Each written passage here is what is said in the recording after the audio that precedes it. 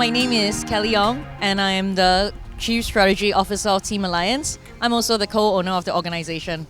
My role in Alliance was through working for many years in the company and the industry.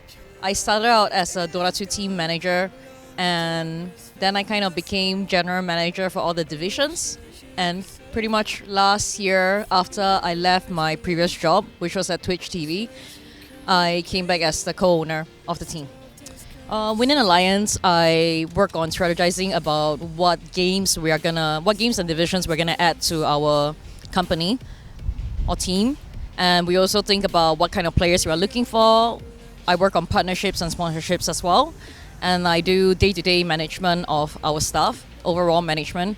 I'm also general managing our team managers who are managing the divisions. So usually if there's some stuff that they can't figure out within the team, there's some conflicts, they would come to me.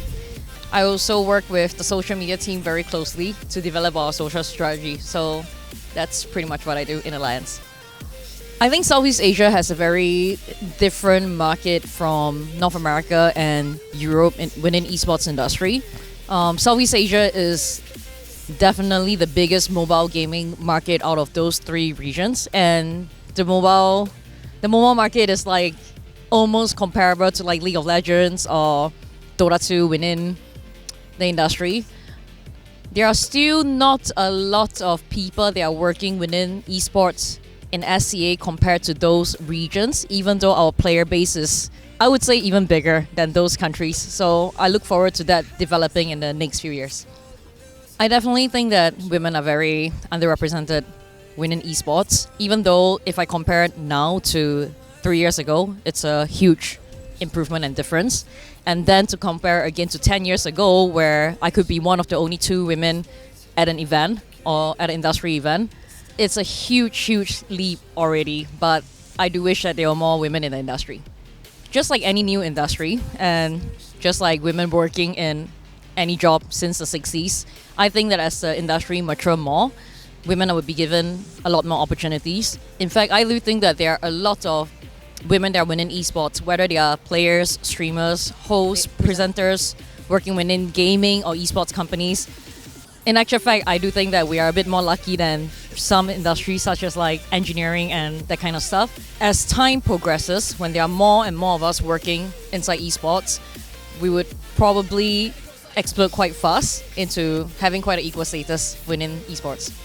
I think that for gamers and competitive female gamers themselves, it's definitely about opportunity. I've been myself looking for women or girls who are competing within esports to add on to our organization for 1 year now. So I've been looking at games such as like Hearthstone, League of Legends, Dota 2, CS, and Fortnite, which is a very new game. And since there are quite a lot of youngers playing, I really want to get a talent into my team.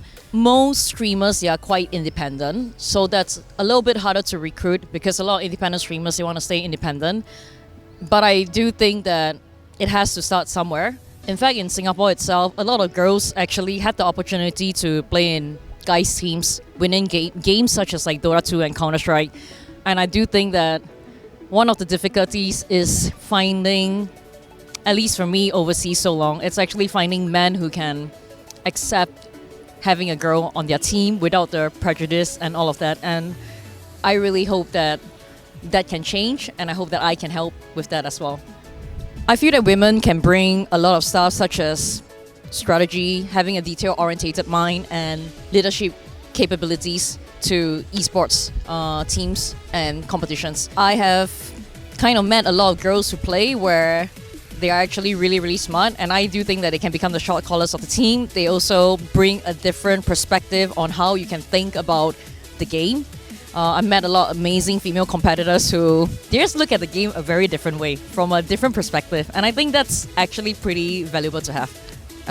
My views on an all-female academy team is I'm quite positive towards it because I myself started as a competitor, and to be quite frank, if I never had this safe environment to compete in, I probably would not have the confidence to compete, because being able to be dominant when I was competing in women tournaments gave me a lot more confidence to actually ask normal teams who have male players to be like, can I have a tryout in your team?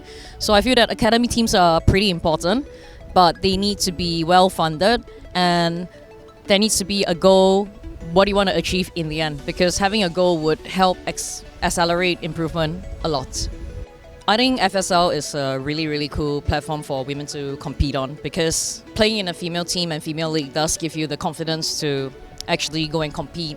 I'm not saying that female can't compete in real teams right now, but the thing is, there is very little opportunities to show your skill, and being able to have the confidence, to play in female tournaments and compete at the highest level, I think that's really important. And also, FSL is very unique because there are very little people who dares to take that step to have a full female league. There's always a lot of debate, there's always a lot of discussions, but I think FSL focus on the important stuff, which is bringing female gamers together.